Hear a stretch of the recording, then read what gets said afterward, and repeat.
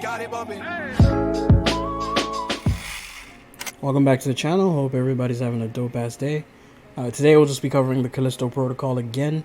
I did do a trailer reaction previously. If you scroll up on the channel, you will see that with a lot of that was just the trailer they showed us from Summer Games Fest.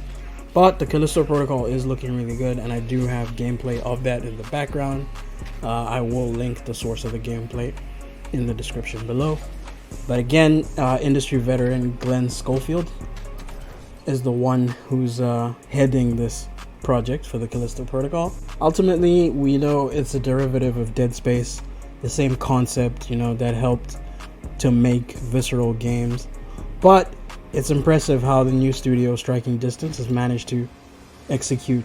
Of course, gameplay, trailers, all sort of that thing.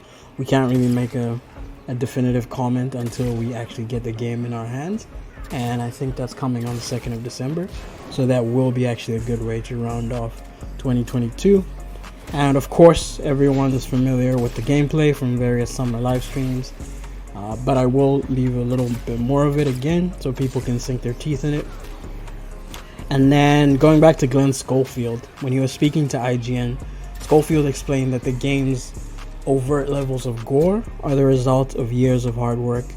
He says, "We spent a couple of years on what we call the gore system. Rendering engineers, a couple of artists, they just spent time tearing each enemy apart, and there were times where it was like, no, tear another hole in him, so you may never see the same torn apart guy twice." Schofield adds that this dynamic of gore helps each player have a different horrific experience. The interview also goes on to talk about how main character Jacob is built in such a way that he can be torn apart just by normal enemies and attacks. There will be several canned death sequences, but it seems you'll be able to lose an arm or even his head just in regular combat if you're not careful. Asked whether there is anything as nasty as the eye scene from Dead Space 2, Schofield says they don't have that scene exactly, but there will be some really horrible things. Presumably one of those horrible things is watching Jacob get munched up in some spinning machinery as seen in the recent gameplay demo. And it sounds like the Callisto Protocol won't be for the squeamish, but by doubling down on the violence, it feels like Striking Distance is set to deliver a memorable horror experience.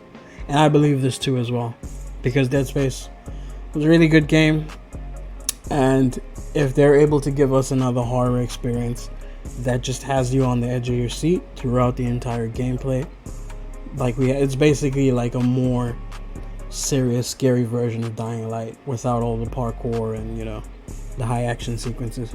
It's just basically you stuck in there with those monsters. So the release date is 2nd December, so the year looks set to end with a pretty good bang. Let me know in the comments, where does this rank on your most wanted radar for this year? Is it even on your most anticipated games this year?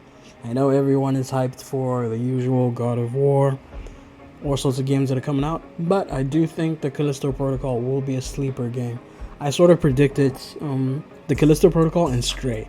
I think those two are going to be the games this year where they basically do what Returnal and what Kenna did, where they're just, not necessarily that they go under the radar, but they aren't as coveted as your God of Wars and Elden Rings and everything, but they come through with heat. And Sifu, for now, I still think Sifu is at the very top of that list. But of course, when it comes to the Game of the Year awards, ultimately it's going to be whoever comes next versus Elden Ring. Although I think Sifu would be a deserved winner if they were to, scoop it the way something like It Takes Two won previously, where it was necessary. It wasn't really an underdog, but it just wasn't one of those big budget AAA games. But it's a game that you can really sink your teeth in and have some fun with. So yeah, let me know in the comments, where does this rank on your most wanted radar? Is it even on your most wanted radar? Do you even give a shit about horror? Gory horror games, I guess? That's what we would classify this in, survival horror.